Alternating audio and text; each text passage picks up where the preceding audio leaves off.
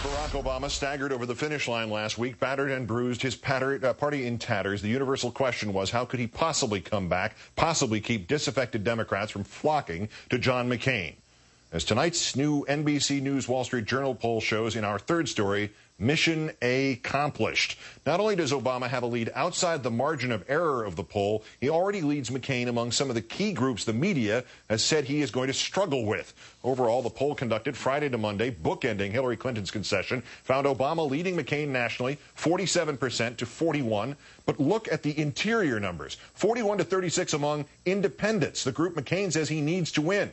And those blue-collar workers so skeptical about Obama? They're going for him 47 to 42.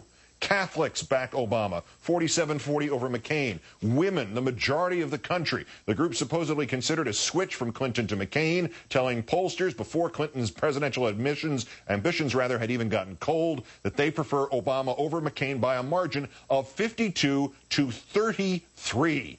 Those swing vote Latinos so assiduously courted by the GOP, by Senator McCain's moderated stance on immigration, who would not vote for an African American.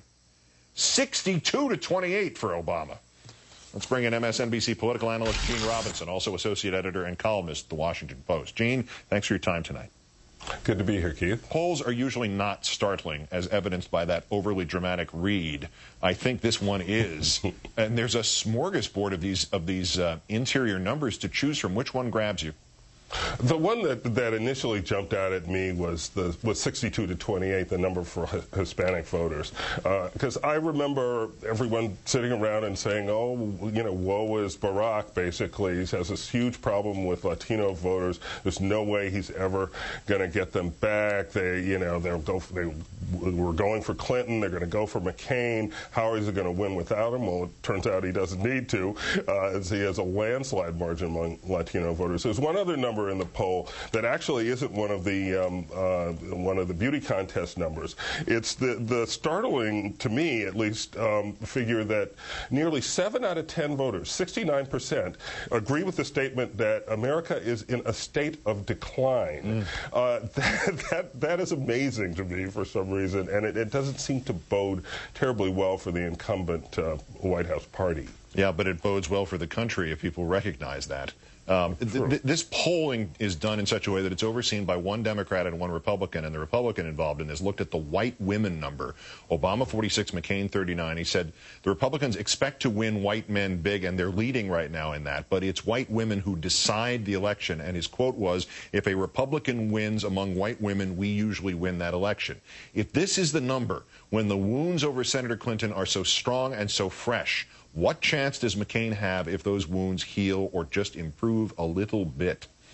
As they almost certainly will. As you point out, this poll was taken barely hours after the race officially ended. So one assumes they will get even better for Obama. If McCain has to move this number in order to have any chance of winning, what I think this portends is a pretty relentlessly negative campaign. It seems to suggest to me that it's much more difficult for McCain to make the affirmative argument than to make a negative argument against Obama and to somehow try to bring him down, specifically in this instance, make white women voters, think he won't keep the country safe or whatever, but go after him in some way. Oh, there's another number, 30%. 30% think McCain can win, 54% think Obama can win. But there's another set of data we also did not look at yet here.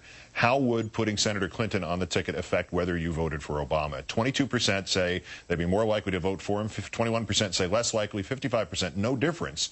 So does that make Hillary Clinton as vice president a push? I personally think it probably is. There was another number in the poll in which Democrats were essentially asked, should he put her on the ticket? And a plurality, as I recall, said that he should. But that number seems to indicate that people don't have such strong feelings about the so-called dream ticket. I think Obama is going to appoint another committee, I guess, to choose a vice presidential candidate and let things cool off for a couple of months and then make a decision. Unrelated to the polls, Gene, Jim Johnson stepped down from Senator Obama's vice presidential selection committee. This was essentially 48 hours after the reporting of those questionable loans that he had received. And after he stepped down, the McCain camp declared that his resignation, quote, raises serious questions about Barack Obama's judgment. Behind the scenes, are the McCain people actually saying, crap, this guy doesn't mess around?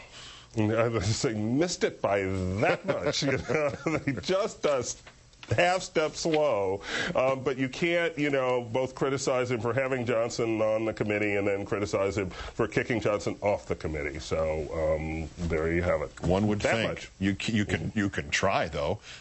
Gene Robinson of MSNBC and the Washington Post, as always. Great thanks, Gene. Good to talk to you, Keith.